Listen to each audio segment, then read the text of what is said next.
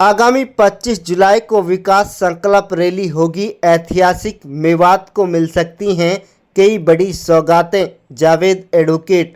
बता दें कि पुनाना अनाज मंडी में 25 जुलाई को प्रस्तावित मुख्यमंत्री की विकास संकल्प रैली को लेकर भाजपा नेता चौधरी जावेद एडवोकेट ने दावा किया है कि यह मेवात के इतिहास की सबसे बड़ी राजनीतिक रैलियों में से एक होगी। उन्होंने बताया कि भाजपा कार्यकर्ता गांव-गांव जाकर लोगों को रैली का निमंत्रण दे रहे हैं और अब तक करीब 50 गांवों में जनसंपर्क किया जा चुका है। रैली को लेकर लोगों में भारी उत्साह और पूरी मेवात से हजारों लोगों के पहुंचने की उम्मीद है।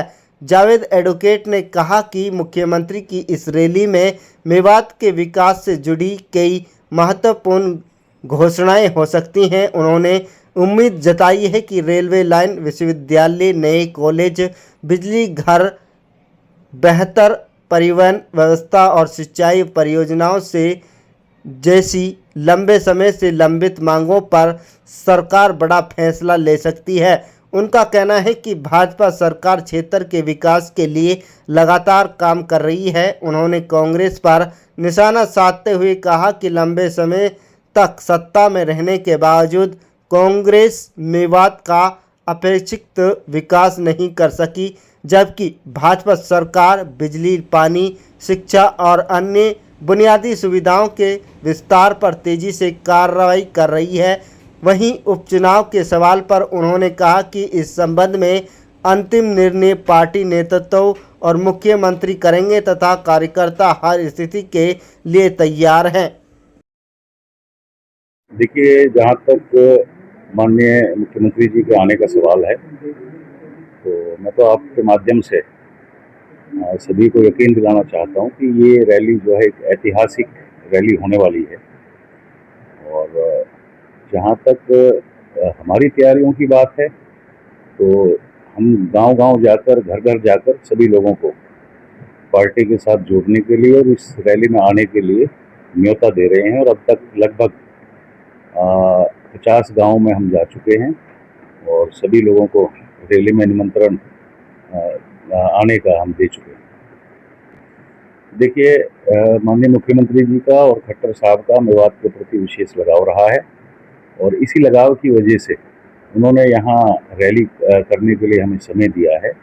और हम उम्मीद करते हैं कि जो हमारी बड़ी मांगें हैं, चाहे रेलवे की है, यूनिवर्सिटी की मांग है, शिक्षा की बात है, यहाँ पर शाह चौखा में बिजली घर की स्थापित करने की बात है, सिंगार नई में बिजली घर स्थापित करने की बात है, कॉलेजेस का मामला है, ट्रांसपोर्टेशन का है और विशेष तौर पर जो हमारे यहाँ सिंचाई की व्यवस्था है, हम उम्मीद करते हैं कि सारी की सारी मांगें हमारे मुख्यमंत्री जी पूरी करेंगे। देखिए, जहाँ तक आंकड़ों की बात है, तो मेरा ये मानना है कि इस रैली में 30,000 से 50,000 तक लोग इकट्ठे होंगे।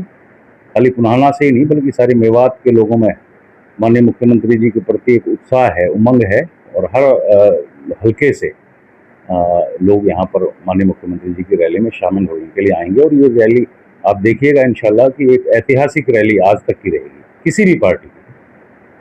देखिए, जहाँ तक विपक्ष के लोगों की बात है, तो मैं आपको बताना चाहूँगा कि हमारे जितने भी वोटर हैं वो तो 100% इससे खुश हैं, बल्कि विपक्ष के 50% लोग भी आज हमारे साथ आ चुके हैं। तो जो दूसरे बचे हुए लोग हैं उनकी बौखलाहट जो है स्वाभाविक है। और आप देखिएगा कि जिस दिन मुख्यमंत्री जी आएंगे, मेरे ख्याल से विपक्ष नाम की यहाँ पुनाना विधानसभा में कोई चीज़ ही नहीं रहेगी। हर आदमी जो है हमारे फैसले से खुश है, आज भारतीय जनता पार्टी के साथ है और भविष्य में भी भारतीय जनता पार्टी के साथ खड़ा होने के लिए हमारे कार्यकर्ताओं ने हमें पूरा आश्वासन दिया है। देखिए, जहाँ तक इस्तीफा देने की बात है, मैं पहले भी मीटिंग में आप लोगों के माध्यम से कह चुका हूँ कि ये फैसला माननीय मुख्यमंत्री जी लेंगे, माननीय खट्टर साहब लेंगे। अगर वो चाहते हैं कि फैसला करवा के दोबारा इलेक्शन करवाना है, तो बिल्कुल इसमें जो है मंत्री जी, विधायक जी इसके लिए तैयार हैं, बल्कि पुनाना की जनता भी इसके लिए तैयार है। तो ये फैसला पूरी तरह से माननीय मुख्यमंत्री जी के ऊपर है, वो क्या चाहते हैं।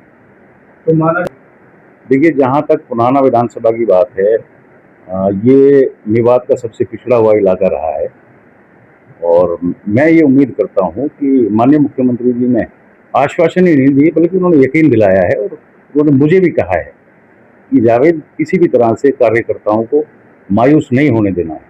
तो इसका मतलब ये निकलता है कि माननीय मुख्यमंत्री जी मेवात का विकास करना चाहते हैं, पुराना विधानसभा का विकास करना चाहते हैं। हमारी जितनी भी मांगे हैं, मूलभूत सुविधाएं हैं, बिजली है, पानी है, शिक्षा है, तो पहले भी हमारे लिए बहुत कुछ कर चुके हैं, और आने वाले समय में इंशाल्लाह हमारी सारी की सारी जो मांगे हैं वो बहुत जल्दी पूरी होंगी, ऐसा मुझे भरोसा और यकीन है। तो इनमें बिल्कुल कमल तो आप ये समझिए कि आज से ही खिल गया है। जिस दिन हमने मुख्यमंत्री जी से, खट्टर साहब से हाथ मिलाया था, उसी दिन आप ये मान के चले कि मेवात में कमल खिलने की शुरुआत तो हो चुकी है। और जहाँ तक आने वाले समय में विकास की बात है, तो जैसा एक रैली का नाम भी हमने एक विकास संकल्प रैली रखा है, तो जहाँ हमारी मांगों की बात है, वहीं पर मुख्यमंत्री जी ने हमें आश्वासन भी दिया है कि ये रैली जो है एक विकास के संकल्प के रूप में हम इसको कर रहे हैं कि आने वाले समय में जो कांग्रेस की जो सरकार थी, 45 साल तक कांग्रेस पार्टी ने यहाँ राज किया, और अगर कांग्रेस चाहती तो मेवात इलाका जो है इतना पिछड़ा हुआ नहीं रहता। मेवात के पिछड़ेपन के लिए अगर मैं ये मानता हूँ कोई जिम्मेदार है तो कांग्रेस पार्टी जिम्मेदार है, जिसने 75 साल में से 45 साल तक यहाँ राज किया है, उनके विधायक रहे हैं, उनकी सरकार रही है।